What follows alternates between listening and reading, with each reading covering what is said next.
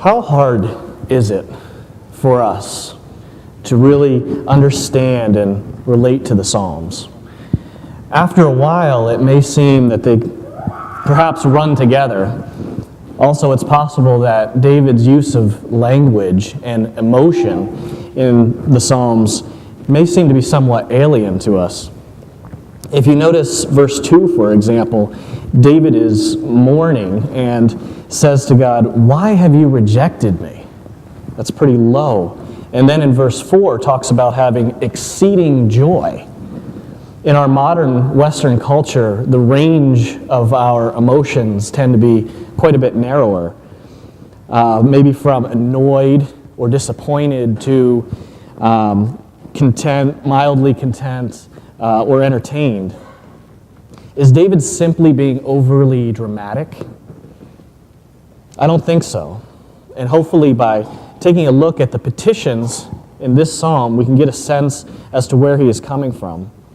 I've entitled this psalm, Psalm 43, Praying Like a Believer. David makes two petitions in these 5 verses. David's first request is in verse 1. He says, "Vindicate me, O God, and plead my cause against an ungodly nation." Do we know anything about what it is like to have an entire nation against us personally? Think of David's distress as recorded in 1 Samuel, as he was constantly fleeing Saul. It's one thing to have a jealous king after you, but what about when that king is propagandizing the people and everyone thinks you're a traitor or a threat and they want your head?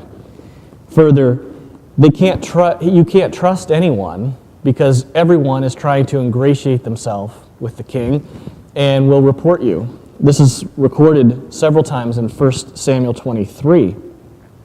David has no chance to defend himself. He's presumed guilty by everyone he comes in contact with.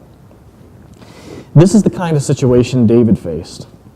This is distress. This is also the kind of experience that the early Christians endured under Nero. This is what Christians are enduring today in Iraq. Can we maybe now get a sense of the distress that David is feeling and why he can say, "God, why have you rejected me in this kind of a situation?" But what does David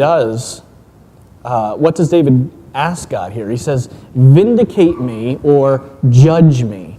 David appeals to the court of God rather than trying to defend himself in the court of public opinion. God's opinion is the only one that matters. Can we say that? Can we be comforted by that? A believer prays that God will be his judge.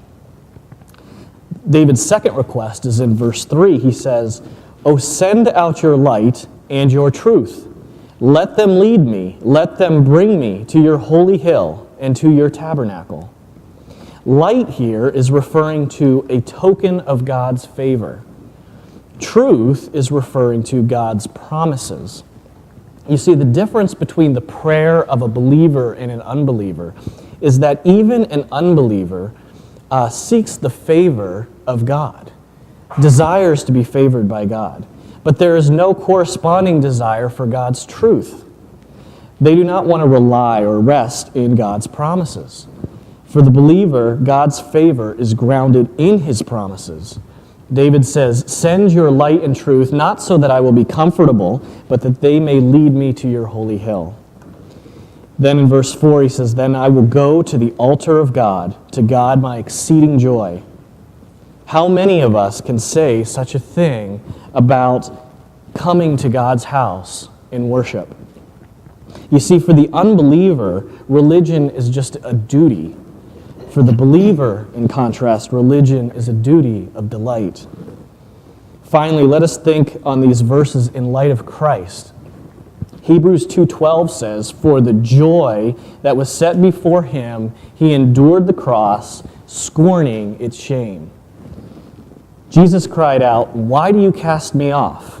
in so many words. "Why, my God, why have you forsaken me?" as David did in verse 2. God's light, as mentioned in verse 3, his favor was upon Christ. And that favor led Christ up to the altar of God, where he himself became the sacrifice. Why? Hebrews tells us, for the exceeding joy that was set before him at the right hand of the Father.